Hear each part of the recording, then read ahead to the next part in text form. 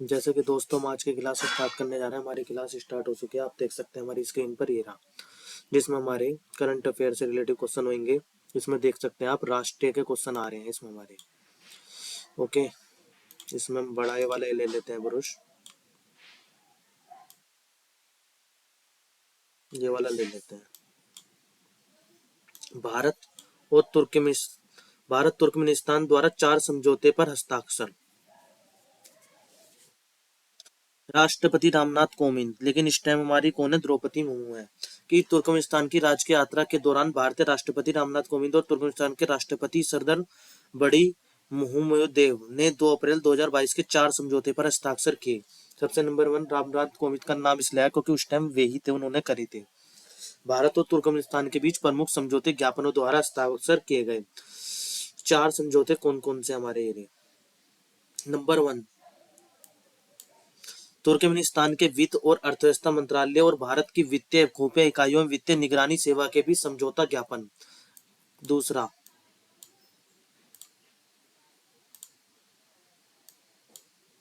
आपदा प्रबंधन के क्षेत्र में सहयोग के लिए तुर्कमेनिस्तान और भारत की सरकारों के बीच समझौता ज्ञापन। तीसरा, वर्ष 2022 से 25 की अवधि के लिए तुर्कमेनिस्तान और भारत की सरकारों के बीच संस्कृत और कला के क्षेत्रों में सहयोग का कार्यक्रम। चौथा, युवा मामलों में सहयोग के लिए खेल और युवा नीति मंत्रालय तुर्कमेनिस्तान और युवा मामले और खेल मंत्रालय भारत के बीच समझौता ज्ञापन। यह आपका एक क्वेश्चन। सेकंड, भारत व ऑस्ट्रेलिया का आर्थिक सहयोग और व्यापार समझौता। केंद्रीय मंत्री पीयूष गोयल और ऑस्ट्रेलिया के व्यापार, पर्यटन और निवेश मंत्री डेन तेहान ने 2 अप्रैल 2022 को आर्थिक सहयोग और व्यापार समझौते पर हस्ताक्षर किए। इस समझौते पर प्रधानमंत्री मोदी और ऑस्ट्रेलिया के प्रधानमंत्री स्कॉट मॉरिसन की मौजूदगी में वर्चुअल सेरेमनी में हस्ताक्षर किए गए। तीसरा, नेपाल के प्रधानमंत्री का भारत दौरा।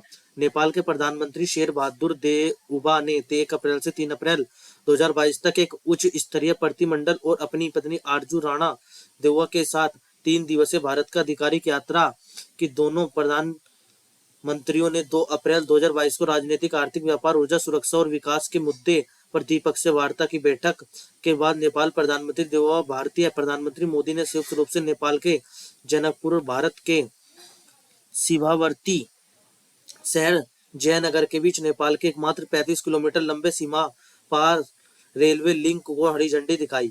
नेपाल के प्रधानमंत्री शेर बहादुर देउबा उत्तर भारत के वाराणसी पहुंचे और 3 अप्रैल 2022 को मुख्यमंत्री योगी आदित्यनाथ के साथ काल भैरव मंदिर और काशी विश्वनाथ मंदिर में पूजा अर्चना की।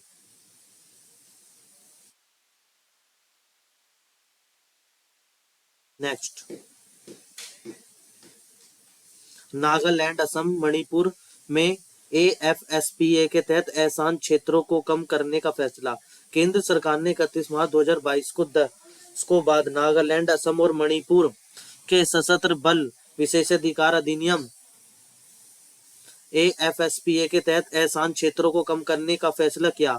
इस फैसले का मतलब यह नहीं है कि उग्रवाद प्रभावित 3 राज्यों में AFSP को पूरी तरह से वापस ले लिया गया है। यह राज्यों के कुछ क्षेत्रों में लागू रहेगा। ये वाला कंप्लीटेड। नेक्स्ट, लोकसभा द्वारा दिल्ली नगर निगम संशोधन विधेयक 2022 पारित। लोकसभा ने 30 मार्च 2022 को दिल्ली नगर निगम संशोधन विधेयक 2022 पारित कर दिया। इस विधेयक में दिल्ली नगर निगम 1957 में और संशोधन करने का प्रस्ताव है और दिल्ली के 3 मौजूदा नगर निगम को एक दिल्ली नगर निगम में एकीकृत करने का प्रस्ताव है। फिल्मी मीडिया इकाइयों का NFDC के साथ विलय।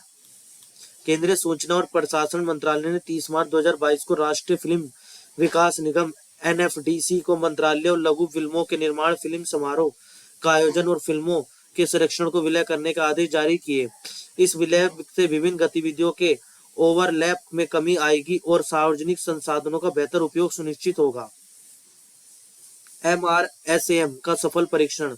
भारत ने 30 मार्च 2022 को ओडिशा के चांदीपुर में एकीकृत परीक्षण रेंज लॉन्च पैड थर्ड से मध्यम दूरी की सतह से हवा में मार करने वाली मिसाइलें MRSAM के 2 और दौरों में सफलपूर्वक परीक्षण किया। MRSAM परीक्षण 1 सप्ताह से हवा में मारने वाली मिसाइल प्रणाली है जिसे डर्डो और इजराइल एरोस्पेस इंडस्ट्रीज AIAI द्वारा संयुक्त रूप से विकसित किया गया है, जिसका उपयोग भारतीय सेना द्वारा किया जाएगा। नेक्स्ट, बिहार निषेध और उत्पादन शुल्क संशोधन विधेयक 2022 पारित। बिहार विधानसभा ने 30 मार्च 2022 को बिहार निषेध और उत्पादन शुल्क संशोधन विधेयक 2022 पारित किया, जो राज्य सरकार को प्रत्यक्ष कारावास के बजाय अपराधों की कुछ श्रेणियों के लिए दंड लगाने का अधिकार देता है। विधेयक राज्य सरकार को शराब की खपत के लिए जुर्माना और कारावास दोहराए जाने वाले अपराधों के मामले में है निर्धारित करने की अनुमति देता है। लेपा नक्शी नंदी वीरभद्र मंदिर यूनेस्को की विश्व विरासत अस्थायी सूची में। आंध्र प्रदेश के लेपाक्षी में श्री वीरभद्र स्वामी मंदिर और मोनोलिथिक बुल नंदी को 29 मार्च 2022 को यूनेस्को की विश्व विरासत अस्थायी सूची में रखा गया। श्री वीरभद्र स्वामी मंदिर को लेपाक्षी मंदिर के रूप में भी जाना जाता है, जो वीरभद्र शिव के समर्पित है। मंदिर विजयनगर मूर्तिकला और पारंपरिक कला के रूप में छत पर वित्त चित्र के लिए माना जाता है। पहला सियाचिन आइस क्लाइंब फेस्टिवल आयोजित। लद्दाख प्रशासन ने 9 से 20 मार्च 2022 तक लेह स्थित नुब्रा घाटी में पहला सियाचिन आइस क्लाइंबिंग फेस्टिवल आयोजित किया। यह महोत्सव सियाचिन घाटी को एक सहायक स्थल के रूप में बढ़ावा देने और लद्दाख को पर्यटनों को बढ़ावा देने के लिए आयोजित किया जाता है। असम में मेघालय का अंतर्राज्यीय सीमा विवाद हल करने हेतु समझौता।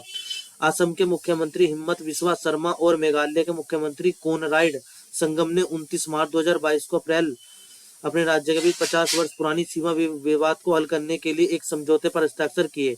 यह समझौता दोनों राज्यों के बीच 884.9 किलोमीटर की सीमा पर 12 स्थानों से 6 से लंबे विवाद को हल करेगा। दोस्तों, आज की हमारी क्लास यहाँ पर ही खत्म होती है और मैं एक चीज और कहना चाहूंगा, मेरे चैनल को सब्सक्राइब, लाइक एंड शेयर जरूर करें। ओके।